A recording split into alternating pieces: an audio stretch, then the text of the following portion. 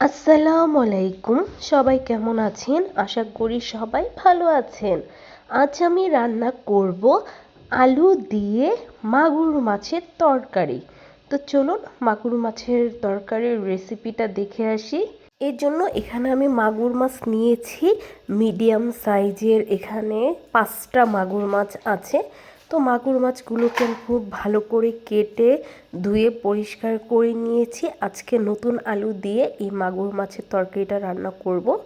তো প্রথমে আমি চুলাতে কড়াই বসিয়ে দিয়ে পরিমাণ মতো তেল দিয়ে দিলাম।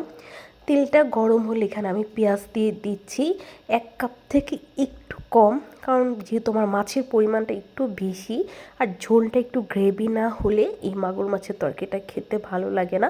ঝোলটাই হচ্ছে মাগুর মাছের মজা। তো পেঁয়াজটাকে এখন খুব ভালো করে ভেজে নিতে হবে। আগে পেঁয়াজটাকে আমি খুব সুন্দর করে ভেজে নিচ্ছি। বেরেস্তা হওয়ার কিন্তু প্রয়োজন নেই, জাস্ট পেঁয়াজটা একটু সফট হলেই হয়ে যাবে।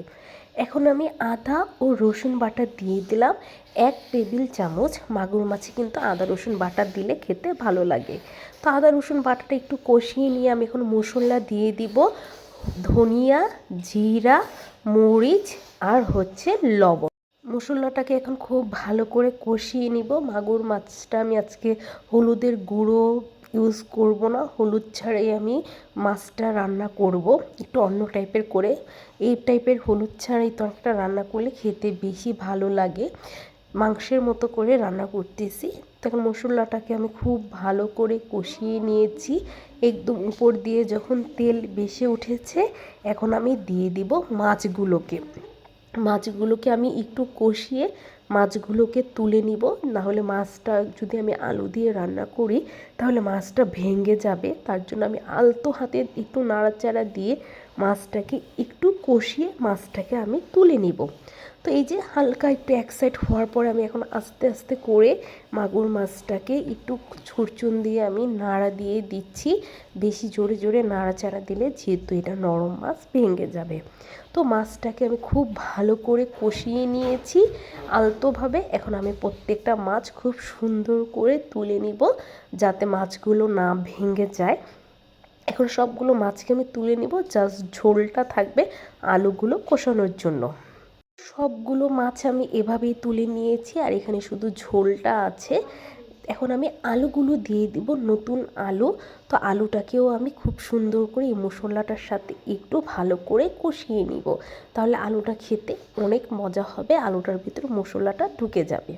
তো খুব সুন্দর করে আমি আলুটাকে কষিয়ে নিয়ে এখন আলুটা সিদ্ধ হওয়ার জন্য পরিমাণ মতো পানি দিয়ে দিব। যেহেতু এই মাছের ঝোলটা আমি বেশি একটা রাখবো না, তো এই জন্য আমি এখন আলুটাকে চেক করে নিচ্ছি। আলুটা পুরোপুরি সিদ্ধ হয়ে গেছে। আর এখন আমি কষানো মাছগুলোকে এই ঝোলের ভিতরে দিয়ে দিলাম। এখন খুব সুন্দর করে মাছটা আস্তে আস্তে করে আমি নাড়াচাড়া দিয়ে দিব, যেহেতু মাছটা কষানো মাছ, মাছটাও একটু হবে আর আলুগুলোও এখন পুরোপুরি হয়ে যাবে। তাহলেই কিন্তু আমার রান্নাটা কমপ্লিট হয়ে যাবে।